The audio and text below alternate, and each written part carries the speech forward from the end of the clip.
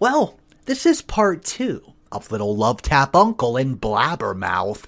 Guys, if you want to see the first part, it'll be in the description below. We're about to see exactly what chaos these two have been up to. A lot's happened in the past couple months. Due to the fact that it was an enormous amount of text, I cut the updates in more parts. A short summary of the people involved.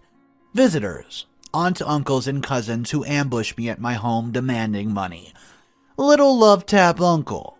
Uncle who gave me a slap in the face, and L equals lawyer friend. First, I want to say that I've read your comments. Thanks for taking the time to read my post and comment on it. Also, I had my surgery and I'm recovering, slowly but steadily. Hubby and the kids helped me a lot, bless them. I also read some speculation about the college funds. First of all, where I live, college isn't insanely expensive like in the USA. These funds should have sufficed for a community college-type education or trade school, making it less expensive than private or top universities. Another point is that the funds only cover a good part of the tuition and books. No rent, extracurricular activities, or living expenses.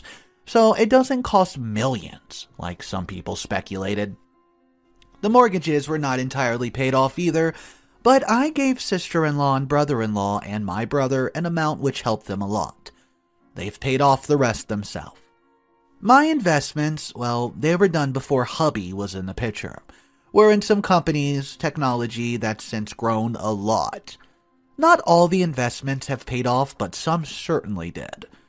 We count ourselves very lucky. Part of it goes to our retirement funds and to charities at home and abroad. I've asked for investment advice from a professional when I decided to do that. I was about 23 when I did. I also followed some courses on how to invest. Some people ask why I would help a sister-in-law who behaves the way she did. Well, we love her kids, and it was more of them than sister-in-law and brother-in-law. Another reason was that we wanted to keep things fair, if that's possible. I now know that this might not have been the smartest move. The last reason was that if we had seen decent behavior for some time, so we figured that manners have been learned. Now back to the situation with a bit of a backstory. Last time we left off is that a couple of aunts, uncles, and cousins came by for a visit to demand and scream for money. One of the uncles earned the title of Little Love Tap Uncle for the little love tap he gave me. One of my cousins who had a loan has paid everything back. I asked the family not to contact me, but to contact my lawyer instead. They've mostly respected that. They did ask for a Zoom call in which they could explain everything. Lawyer, hubby, and I agreed to do so after the court cases would be over with. Also, the $800,000 was a total for all the grandchildren of the remaining family members. I finally got that one clear.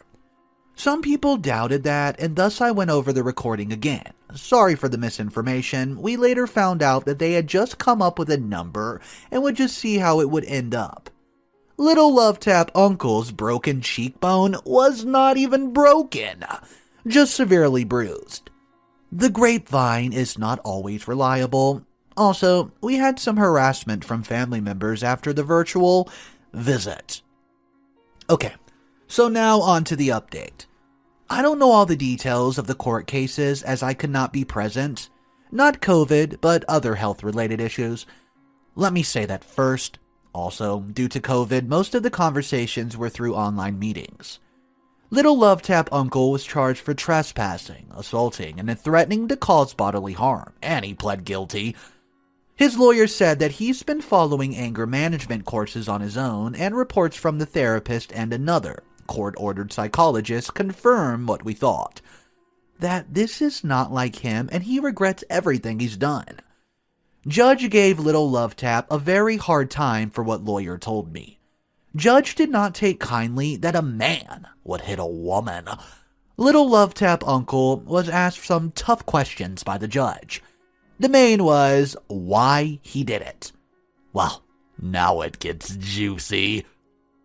It seems that Blabbermouth threw plain loads of kerosene on the fire that before her calls and texts did not even exist. You see, the family did not know that we had money, as we've asked those who did keep their mouths shut. That was respected. Until now. Blabbermouth called Little Love Tap Uncle and the rest of the family, telling them about the money and how we refused to share it with family. Then came the lies. Blabbermouth turned on the waterworks, telling them and other family members that I made fun of their financial situation, flaunted my wealth, and was overall mean, disrespectful, and spiteful. She played the victim to them all, accusing me of horrible things. She then continued to say that I made fun of the rest of the family for their choices of life, jobs, ambitions, and so much more. To keep a long story shorter, she pushed all the buttons and pushed them deep. The reason the rest of the visitors went crazy was again thanks to Blabbermouth, who really knows how to push people's buttons. That woman deserves an Oscar for her performance. Little Love Tap Uncle and visitors apologize for whatever that's worth. Judge asked if lawyer had some input from our side. Lawyer read a letter we wrote.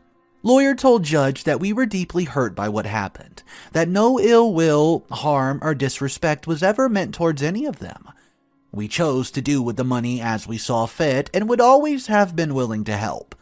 But having money does not mean that it should be handed out like it's dust in the wind. Lawyer also told the judge that we are very angry for their entitlement and behavior. Them showing up, and of course the slap in the face. I used to respect them a lot, but I'll not accept this behavior from anyone and ask the judge to have justice served. If that means a sentence and record, then so be it. Why would I feel any compassion for people who felt the need to attack me? Well, guys, Little Love Tap Uncle was sentenced 18 months, community service, and a fine plus court cost. He also had to continue anger management courses for at least another year. An evaluation will determine whether or not something needs to be done after that. This will go on some sort of record for what I've been told. I've accepted this. The visitors were also charged for harassment and threatening a person. They pled guilty and had to pay a hefty fine along with 6 months of community service. This is something I also have accepted. Before I forget, they've already received and paid fines for breaking social distancing laws. Some other family members have received the equivalent of a cease and desist letter from lawyer after the virtual visit, since some did keep harassing us. It's been quiet ever since. Guys, this is part 1. I'll give an update soon about what happened after the court cases. What's up, guys? Mr. Reddito here. So next I got coming up is part 2, update 2. And you are not going to believe what went down in the courts. I hope you're enjoying your day today, guys. Click that subscribe button because part 3 of this story will be releasing tomorrow. And you will not believe what happens at the end of today's story. Alright, here's part 2, update number 2. After the court cases were arranged, a Zoom call with aunts, uncles, and cousins involved in which the whole story became clear. And not only that Love Tap Uncle told in court, thus the part that Blabbermouth played became entirely clear.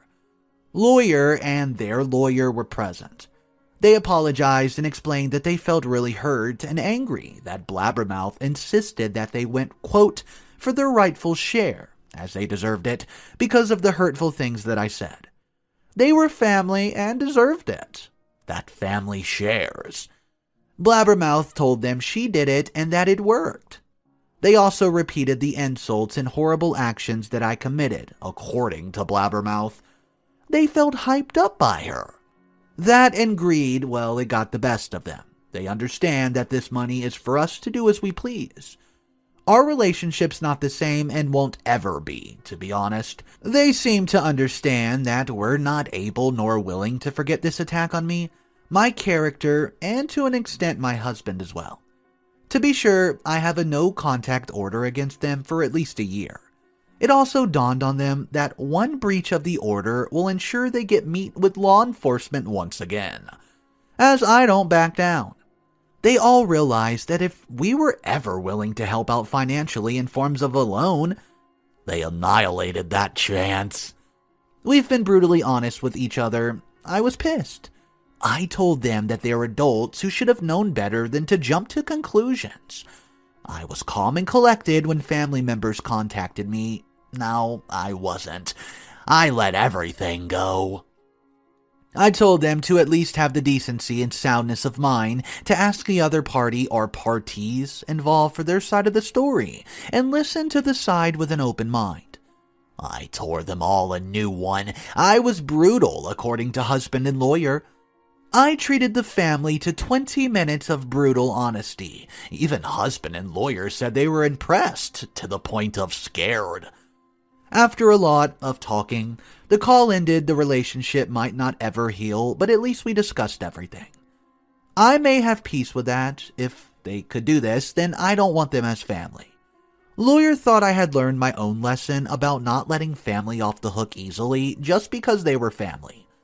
However, some family members who were not involved in the visit contacted me after the virtual visit. They wanted to know how it was possible to earn/get so much money. I shared some info about investing and gave them a number for advice if they wanted it. With the number came the warning that investing has its risks. I earned a lot of money, but I also lost plenty of it on the way. They should not be investing if it'll put them in debt. They thanked me for the warning. In regards to college funds or whatever for them, we won't be doing that. Simply because we want anyone to think such things can be achieved by this behavior. I didn't really have a relationship with them, but still, you don't treat family or any other person like this. Husband still shaken that mostly generous family he knew did what they did and treated him and me the way they did. I hope he'll be alright in the long run.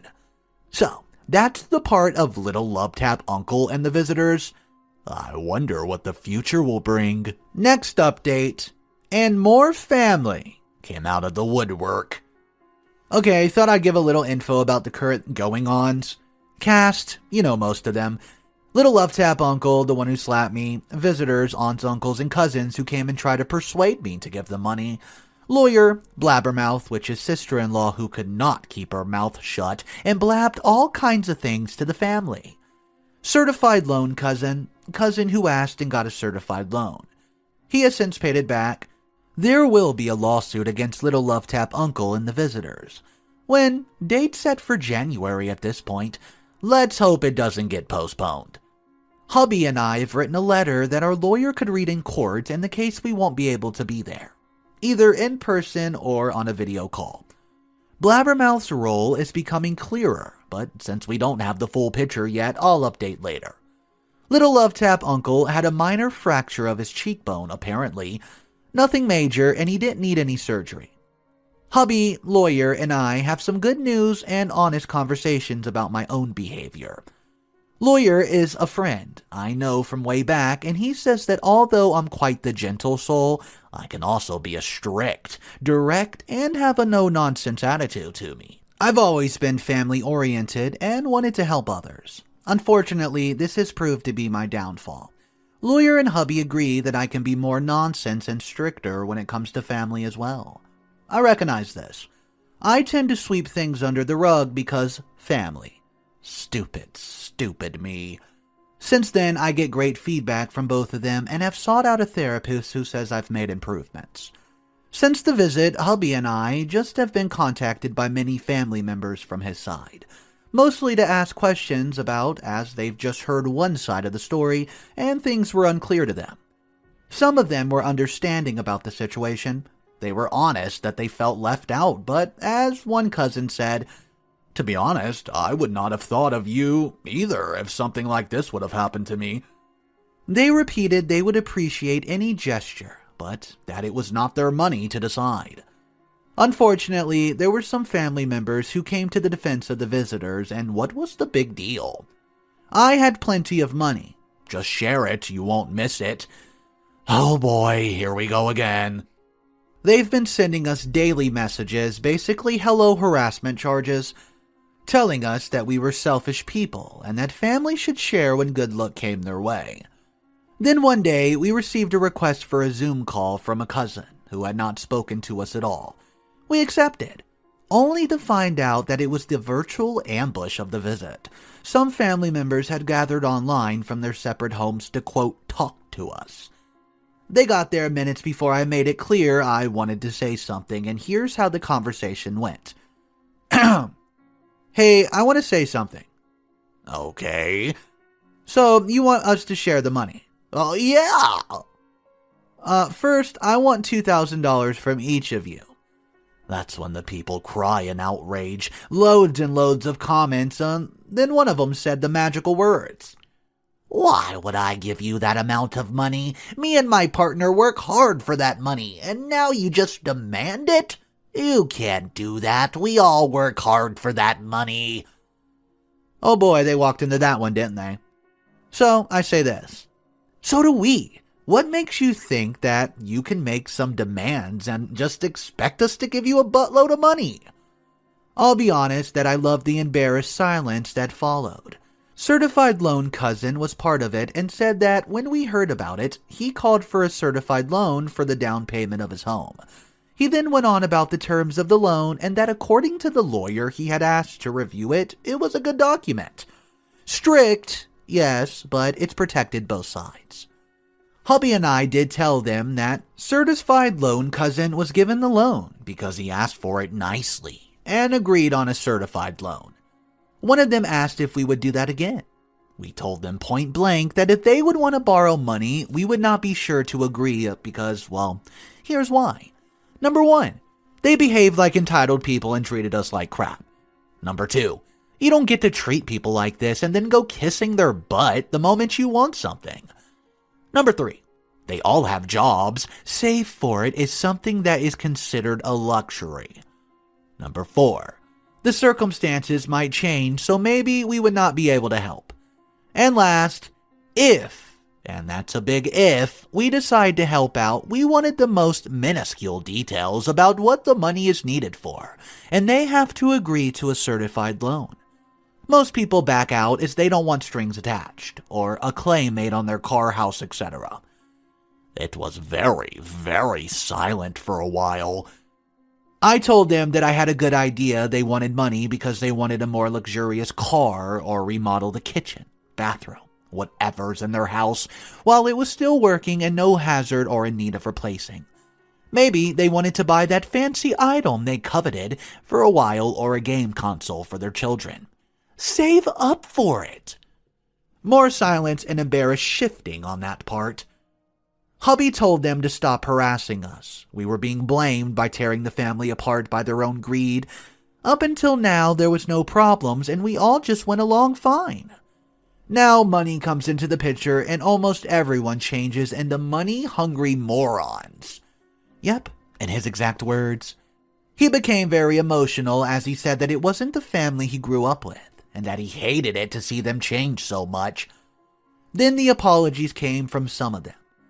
We then left the Zoom meeting telling them that we only wanted to hear from them if they came with an apology, and not to contact us if we just need some space. Some have texted us apologies and hubby said phone conversations with them. Others have not changed their status from money-hungry morons and keep texting us all kinds of wailing stories about how much they need and deserve the money. One cousin even texted me saying that I deserve that slap in my face. I was not blood and should therefore just bow down to the will of the family.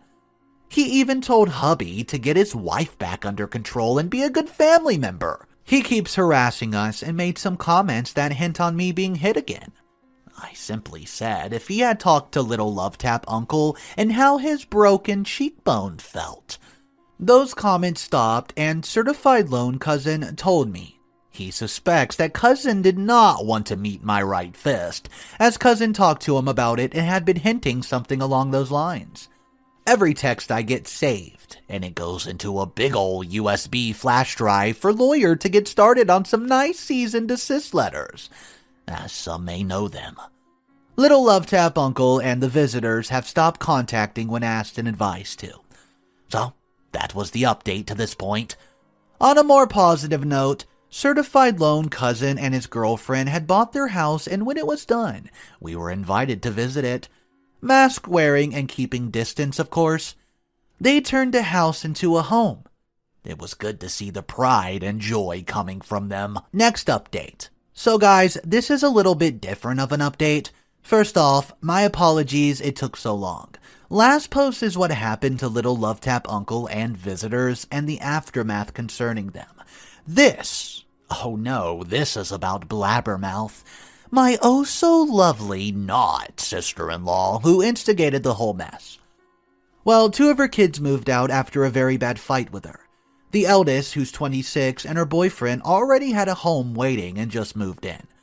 The renovations are not finished, but she said she did not care. They sleep on an air mattress in one of the bedrooms. And the rest of the house is a mess, as they still needed a lot to renovate. Second kid, who's 24, staying with his girlfriend at her parents' house where he helps with bills. Both have gone no contact with their parents after finding out what happened due to their mother. 2 of the children, 21 and 19, are mad as heck, but cannot move out but aren't speaking to her, and sleep at their friend's place a lot. The 17-year-old sides with his mother though, but he's the baby, and Blabbermouth has always spoiled him. I've read comments about how people suggested we cut Blabbermouth children completely off. No, I'm not going to do that. The 17-year-old did a Blabbermouth in regards of demanding money. I frankly said that if he wanted an education largely paid for hubby and I, he'll stop with what he's doing and meet the requirements that come with money for college. Otherwise, bye-bye money. I told him that if he starts acting and behaving like his mother, bye-bye money. ETA, yes, the money comes with requirements, very strict ones. Don't meet the requirements, the money flow stops. I'm not entirely stupid. So far, he has stopped. His siblings do tell me he's quite hilarious when he throws his temper tantrums about this. Brother-in-law and Blabbermouth also seem not amused by my standpoint in this situation. Like I care. The rest of the family also let her know what they thought. They called her, gave her a piece of their minds, and went full-blown no contact. Blabbermouth and brother-in-law are now pariahs in the family. Some cousins would help them with a paint job. Not happening. Another uncle who checks their car every year for a reduced fee told them to find another garage for help. Another cousin would renovate their roof. He gave them the money back and told them to find someone else. Mother-in-law's heartbroken, and it hurts. I don't think she ever thought her own children could and would do this and break up the family. She still has contacts with the grandkids, but her and Blabbermouth's relationship is strained. Same goes for father-in-law. Every Saturday we would have coffee with immediate family. Mother-in-law, father-in-law, Blabbermouth, and brother-in-law and the kids if they had time. Us and other sister-in-law. We still see them, but we don't go there if we know Blabbermouth will be coming too or is already there. That's meant that the times we were there and saw her coming, we just packed our stuff and dipped. Blabbermouth had been badgering hubby, me, and the children, alternating about how sorry she is and that she did not mean for this to happen, and acting like she did nothing wrong. One time she called hubby, who put the phone on speaker once as I was curious as heck, and wanted to hear how she dug herself deeper into a pile of crap. Well, she did not disappoint. I had to laugh hysterically when he spewed her crap through the phone. I told her that if she did not want it to happen, then why did she do it? Why did she tell all those lies? She just wanted money and employed the family as her minions to do her bidding, because if I paid for them, I could pay for her, right? She was silent. Lawyer is looking for any legal actions that can be taken against Blabbermouth. He's been given the text from the family and from us. At this point, slander, instigation for harassment, and violence, and harassment itself are one of the ones he's collecting evidence for. Guys, he digs deep. He wants everything so he can throw it at her. He's even contacted the family to see if they're willing to hand over text messages voluntarily. And to be honest with you, most of them did. Blabbermouth has been blocked from both of our phones, emails, social medias, heck, you name it, after the last phone call. After she found out that she's been blocked, she came to our home to try and sweet-talk her way out of it, but brother-in-law also came. They even came together on times they knew that husband would be out and tried to intimidate, sweet-talk me. My answer was to call the police. Next, Blabbermouth tried to slander us to people in her hometown. Unfortunately for her, that backfired, and she got the stink eye from a lot of people in town. Then she did something that scared us a bit. One day a week, my mother-in-law picks up the youngest kids from school. They go with her, have a snack, are later joined by the eldest who goes to secondary school. They do their homework there, and then they either eat there, we all eat there, or we take them home for dinner. Mother-in-law is always early, but due to a doctor's appointment, she and father-in-law ran late. Blabbermouth was sitting there waiting for the school of her youngest kids. Why? We don't know. The kids thankfully saw her and stayed inside the school. Eldest son had finished school early and had decided to go to his siblings' school to go with them and mother-in-law. He saw his aunt and walked inside the school to wait for mother-in-law with his siblings. Blabbermouth left shortly after they didn't come out. School was brought up to date on the situation and promised to call the police immediately if she was spotted again. In the meantime, we're waiting for an approval for a no-contact order against her and brother-in-law. We've also moved to a different place.